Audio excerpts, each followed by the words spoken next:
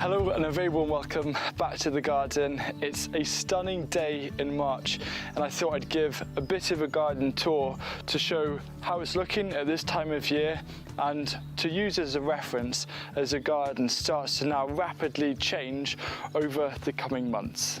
We're going to begin where most of the garden starts, on these shelves here.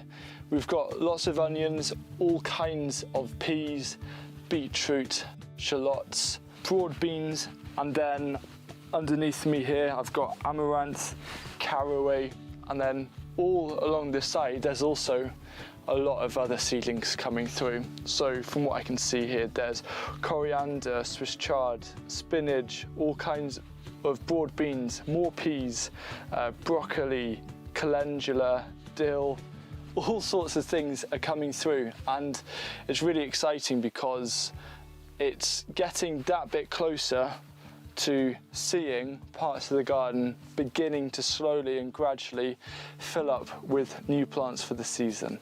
The first of the new crops to pop up was obviously garlic. I've got two different varieties here, Germiado and Primer. Now the Primer is looking a little unhealthy and I'm not really sure why, but it's still putting on all of this fresh green growth and I'm going to be optimistic with how it's going. And again, you can see more Germiado, and this is perfectly healthy enough. And very soon we've got two garlic patches here in the garden, and I reckon within a month we're going to start harvesting the green garlic, which is going to be really nice, where we can actually use basically the stem of the garlic in a lot of cooking, and it is such a wonderful ingredient. Then to my right we've actually got a lot of elephant garlic starting to come up. It's something I've wanted to grow for many years and I always forgot about it, and then finally I remembered about it at the right time of year, and you can see these beautiful eruptions of elephant garlic coming through, and I'm really curious to see how big these actually get, because apparently they can get pretty massive. I love this little part of the garden because there's so much greenery and vibrance. We've got actually as well a lot of purple. This is red Russian kale coming through, and this kale here is Hungry Gap kale, so apparently it takes a lot longer for it to run to seed, and it's also remarkably hardy, and it's a really tasty plant. It's quite compact as well, what I found, so if you have quite an exposed area, it's a fantastic kale variety to grow. Then this kind of fennel that's growing, you can use the fronds in cooking and it tastes so nice. It's actually coming up from what happens when I'm clearing a bed and I cut the stem to leave the plant roots in. Sometimes the plant roots will grow back, and I think it's so nice to have this fennel coming through. Might run to seed, which would be lovely because fennel flowers are really beautiful and delicate, and it's really tall. It adds a lot of structure.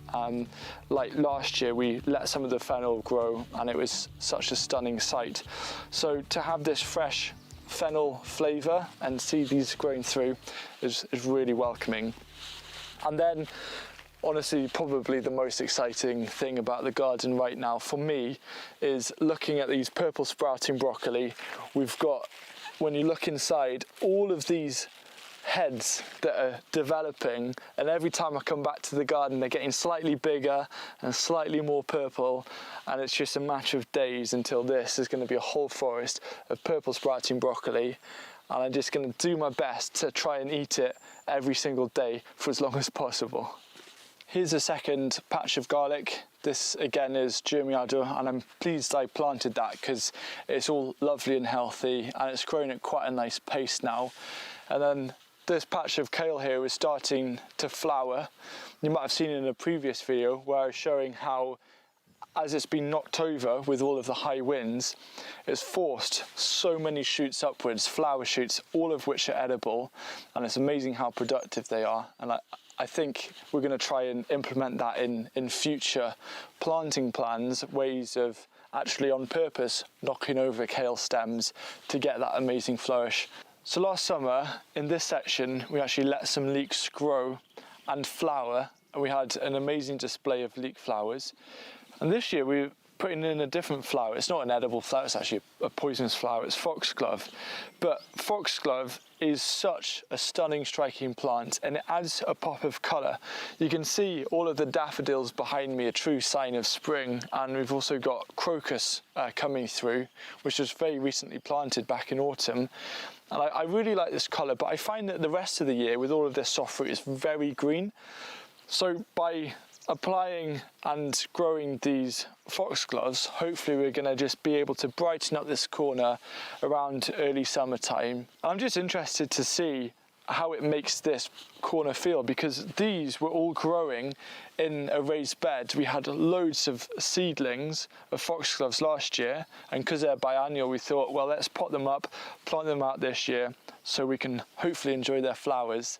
On a recent video, a lot of you showed quite a bit of interest in this plant that I'm growing here. It's Australian tree cabbage, and it is popular for all the right reasons. Very productive, very hardy, very tasty, and a lot of you are asking, where do you get the seeds? I just wanted to give a shout out to the Real Seed Company, because that's where I got these seeds, and in fact most of the really interesting varieties that I'm going to be growing, especially this year, have come from them. So if you're in the UK and you're looking for some really fantastic varieties to add to your garden this year, I couldn't recommend a better place.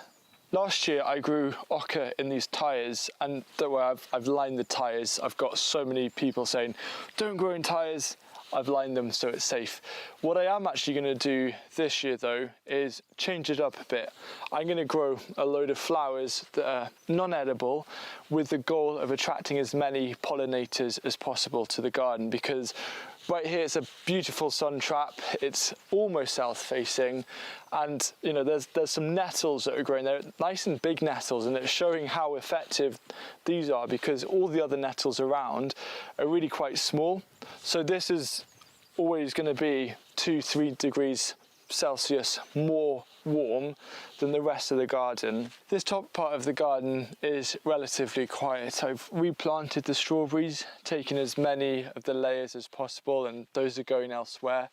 There's a new herb bed just to your left that again is utilising the direction of the sun, so we're going to grow a lot of different herbs there, a lot more kind of the perennial herbs as well. This in front of me here, this bed last year was where we grew all of the brassica seedlings, so it's a brassica seed bed. I'm actually considering doing the exact same again this year, based on how healthy and how great everything was, and also as a bed to start off my leek seedlings, because I use the same technique for leeks. I sow them and I create a leek seed bed, lift them up, and then transplant them to their final positions later on down the line. And then just to the side of the polytunnel, again, going to be a lot more herbs, a lot more flowers. We've got these honeyberries and blueberries all starting to bud and come through.